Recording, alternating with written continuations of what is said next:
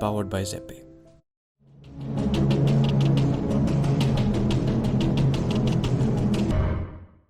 तो मेरा अगला सवाल है सर कि जो आज जो करंट फॉर्म में जो पेपर करेंसी है, ये कैसे वजूद में आई?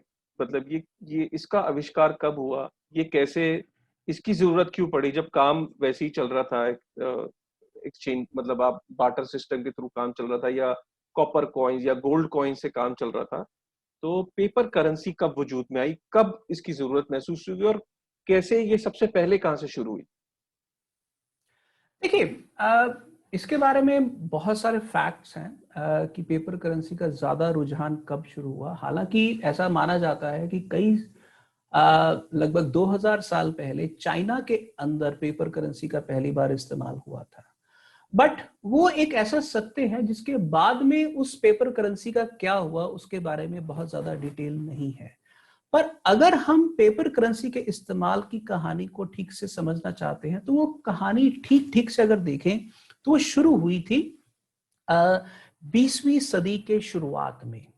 आपको अगर इसके लिए थोड़ा सा समझने के लिए इसको अमेरिका के इतिहास के साथ मैं जोड़ के बताता हूं। देखिए, 20वीं सदी जब शुरू हुई, मैं 1914 के पहले की बात कर रहा हूं, तो अमेरिका के अंदर लगभग 800 से लेकर 1600 डिफरेंट करेंसीज थी। और वो सारी की सारी करेंसीज जो थी, हर बैंक अपना एक हुंडी नोट इशू कर देता था, जिसको बिल ऑफ एक्सचेंज भी कहते हैं, और हुंडी नोट इशू कर देता था। अब ये जो हुंडी थी, इस हुंडी के अंदर एक बहुत भारी प्रॉब्लम थी कि ये एक ऐसा चेक था जो कभी भी एट पार नहीं होता था। मान लीजिए मुझे काशिफ को $10,000 देने हैं, तो मैं काशिफ को $10,000 का एक चेक काट देता था, और काशिफ को वो चेक 500 किलोमीटर दूर जाके एनकैश करवाना है। तो 500 किलोमीटर दूर जाके जब काशिफ उस चेक को एनकैश करवाते थे तो उनको $10,000 नहीं मिलते थे, उसमें से 2 या 5% डिस्काउंट रेट कटता था, तो एट पार का चेक नहीं होता था। तो 1914 के अंदर अमेरिका के अंदर जो बड़े बड़े लोग थे, उन्होंने देखा कि अगर पूरे देश के सभी बैंकों को हम एक ऐसे सिस्टम के जरिए जोड़ दें कि वो सिस्टम जो था, वो सिस्टम एक तरह से at par checking facility launch कर दे। विच मीन्स कि अगर आपको मैंने 10,000 का चेक एक शहर में दिया है, तो 500 किलोमीटर दूर भी उस चेक की जो वैल्यू है वो 500 रुपए के बराबर रहे।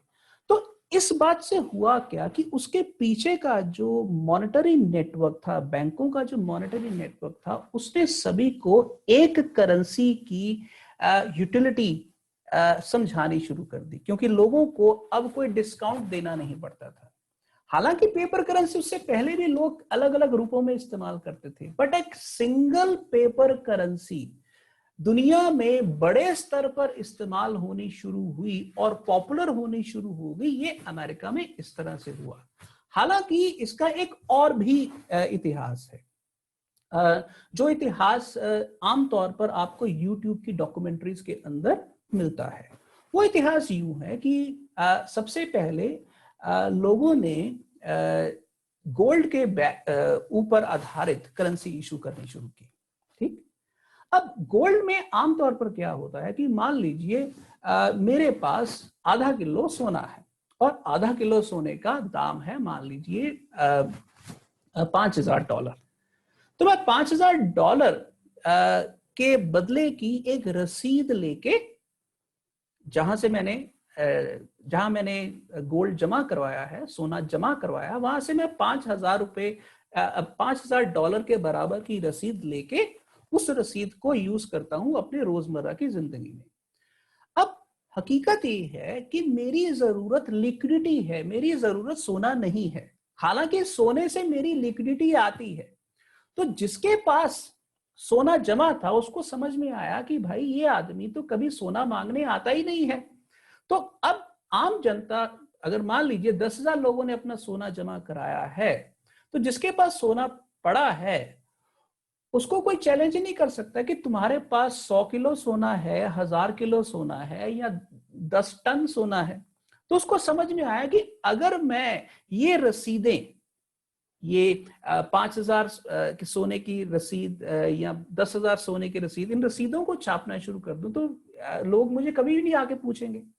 तो ये एक पॉपुलर हिस्ट्री है जो हो सकता है बहुत बहुत सारे लोगों ने की, बट पेपर करेंसी का आज के स्तर पर जिस तरह से इस्तेमाल हो रहा है, उसकी अगर सही शुरुआत को देखना है तो वो मेरी पहली उदाहरण जो 1914 में अमेरिका का फेडरल रिजर्व सिस्टम शुरू हुआ, उनका सेंट्रल बैंक शुरू हुआ, वहां से होती है।